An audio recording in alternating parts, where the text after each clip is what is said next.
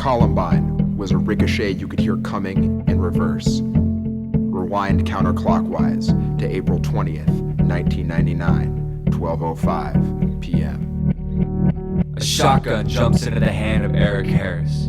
His skull flies back together like a jigsaw puzzle made of splattered blood and shards of bone. His brain swallows up the whole. His eyes unclench. Buckshot sucks back into the barrel as his finger peels off the trigger. He centers a sawed off between his knees, debates whether to use a SWAT team for target practice or cheat the city out of revenge. Eric counts his classmates lying in shattered heaps. His only regret is the explosives that sit mute under a cafeteria table. Sirens ring from the outside, fading into the distance. Dylan rises from the dead as his jaw reattaches to his head. Eric's 9mm inhales a blast of smoke. Dylan fixes his stare on a girl who used to sit behind an algebra class.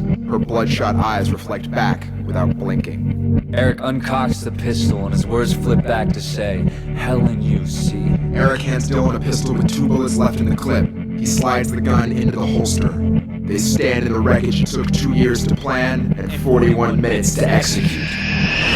It's 11:34 a.m. A 9mm slug rips out of the wall and flies into the heart of the last student, inflating his lungs as it passes. Eric and Dylan's cackling laughter rushes down their throats as students rise up, hands covering their faces. 911 calls avert to dial tone. Shattered glass reforms, fire alarms silence themselves. Smoke clears the air as crippled cheerleaders stand up and return to walking to their next class. The religious become atheists as prayers to God fall back to earth. It's 11:18 a.m. and no one is dead yet. Fast forward to April 20th, 1999, I was just another waiter hiding scars under his sleeves. I was holding a tray, watching the freeze frame of somebody else's school in a SWAT team sniper's sights. The battered boy in me, now past every beating, was pumping his fist. I was a temp job nobody, taking orders from the grown-up versions of the guys who used to slam my head into lockers. When I heard the storm of shell casings raining on a Formica desk, I thought somebody stole a script of my fantasy life and made a movie without me on the set.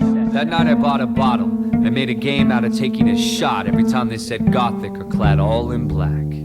I imagined every one of my bullies staring down the business end of a rifle. I staggered drunk through my apartment, slurred over my daughter's crib. They did it.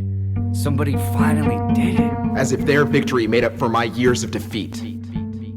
Until her mother hissed at me through the dark, "How would you have felt if your daughter was at school that day?" All I could say is I wish the killers would save one bullet for me. If someone in my high school would have died every time I had a homicidal impulse, the graduating class would have been me and the kids in ESL. Back in the day, I carried a box cutter under my belt like a security blanket. Back in the day of razor blades and meat cleavers, when my teachers ignored every SOS I carved on my chest. I wasn't old enough to understand that your agony doesn't make you original, and that living is the best form of revenge. But in the end, that's what it all comes down to. Using homemade napalm to blow your own life out of proportion. I know what it's like to want to die so bad your hands shake. To go to high school rallies and imagine whole rows of faces blown away like one big red wave. I know what it's like to want your cafeteria to be held in a cloud of gunpowder, to be a 12-gauge David spitting buckshot at Goliath. You can only be fed gasoline for so long before you decide to burn your name in their heads. But what these child killers who kill children fail to realize is that the world is so much bigger than your little hellhole of a suburb. A week before Dylan Klebold's massacre, his father drove him to Arizona State University, where he was scheduled to begin in the fall pursuing a degree in computer science. The Thursday before a shotgun cleaved his skull in two, Eric Harris was refused by a Marine recruiter because he was taking psychiatric medication for an obsessive-compulsive disorder. 5 days later, they were both dead.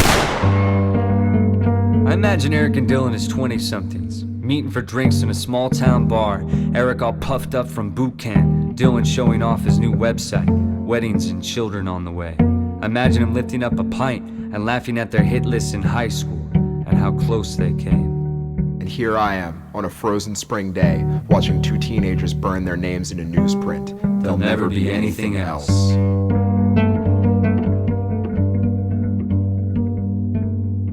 It's 11:15 a.m. Two 20-pound propane bombs sit silent under a cafeteria table as students put their sandwiches back in lunch bags. Sprinklers dry off the lawn. Math problems go out one ear and into the other. Words disappear into the teacher's pens. Attendance sheets and chalkboards go blank. Two students stand outside their high school wearing trench coats. They both completed anger management classes. They are model employees of Blackjack Pizza. The breakfast their parents made them is still digesting in their stomachs. In 3 months, they will graduate and never have to set foot in the school again. Eric and Dylan click their guns on safety. They lower barrels glinting in the falling sun. Summer is still waiting for everyone. The student stares at the wall, wishes he could speed up the arms of the clock. He feels like high school is going to go on forever. It's 11 a.m. Class is just beginning, and no one is dead yet.